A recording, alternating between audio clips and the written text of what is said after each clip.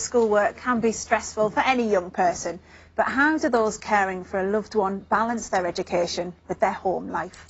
Yeah, research today from the Carers Trust has revealed that almost 3/4 of young carers take time off school to look after their relatives, while more than half of them are struggling to meet deadlines.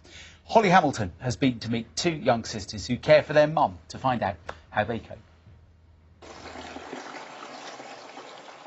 Meet Claudia and Leonie. Did Mum take her tablets? Yeah.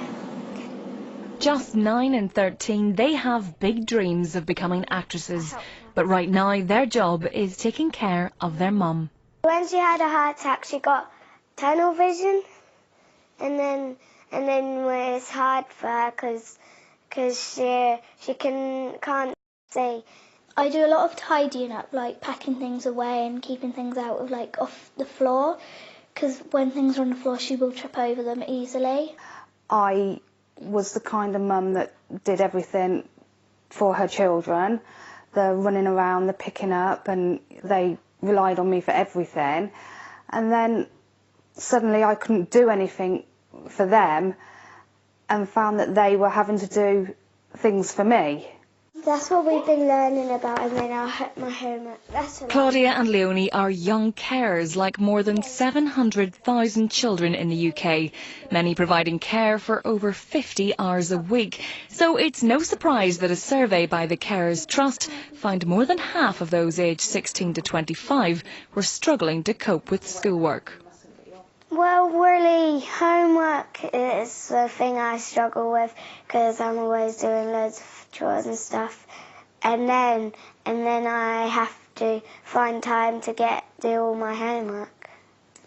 Local council bosses say it's vital young carers are identified so they can get the support they need to achieve their life ambitions. You see everyone and you think, oh, they're so lucky they can do all this and that. But then you think, oh wait, no, I can't do that. But then I also think it's important that I help her out, and I like being responsible for her because it makes me feel special. Claudia and Leonie are getting help from their school, meaning they can focus on their schoolwork and looking after mum. What does the word carer mean for you? Well, when I think carer, I think it's not a normal life. It's like when you're an actress, you have a big role to play, but then when you finish doing that part, you need to stop. But it's like you're doing that role forever. Claudia and Leonie there talking to our reporter Holly Hamilton. What amazing couple of sisters. Fantastic. Yeah, completely. And Holly mentioned their research from the Carers Trust. Well, with us now is the charity chief executive, Gail Scott Spicer. Good morning to you, Gail. Thank you very much for joining us. I mean, hearing Leonie and Claudia's story there, I mean, it really is heartbreaking, isn't it? How common is a story like that?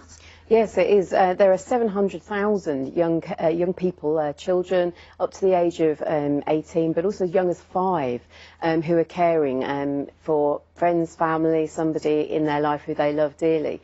And it's a real challenge for them. So the data that we've produced today and that we see from Carers Trust is showing that young children, young carers are in danger of not getting the most out of their education and not fulfilling their life ambitions.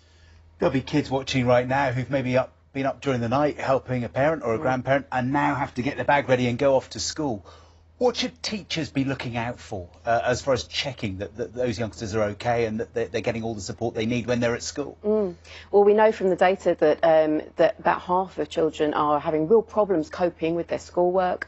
About 60% are really struggling with deadlines. So those are the sorts of things that teachers can look out for. And also about a third of them are really struggling to attend school. So most weeks you'll find that some of these young carers are not making it into school. And so that's a real sign. So maybe they'll hide it though. They're desperate to show they're coping, so that it might be hard for the teachers to spot that kind of thing. It is hard, but we do lots of work with schools to identify carers and to help teachers to understand, to spot those signs. Also, young carers themselves, there's probably some watching this morning as they go through what they need to do in the morning to support their family. They can reach out to schools, because actually schools do know how to support them, and they can do that in confidence. Also, there's lots of services around the country, charities like the Carers Trust. We have 90 local services around the whole of the UK where young carers can get support and they can reach out in confidence. And we also run some online forums called Babble and Matter, where they can come on and they can be anonymous, actually, and sometimes that's the first step for children who are young carers, to kind of come on and reach out and try and get some support and realise, actually, crucially, that they're not alone. Yeah, that's the way, isn't it? If you can go on a forum as a child and talk to other people who are similar to you, that'll make a big difference. There was a change in the law, wasn't there, around giving more support and essentially assessment to young people. Has that made a difference? And just tell us, yeah, has it made a difference? Yeah, I mean, the positive is that a couple of years ago, the Children and Families Act and the Care Act came in for really to support children for the first time, to give them rights in law. And it's really crucial now that the government hold local authorities to account to realise both the law and I suppose the principles and the ambitions of those acts. It's very varied out there. So in some places we're finding that there is great work going on to support young carers through local authorities, but actually in other places there's a lot more work to do. OK, Gail from the Carers Trust, thank you very much indeed for coming this morning. Thank you. Thank you. It's 6:48. Time now.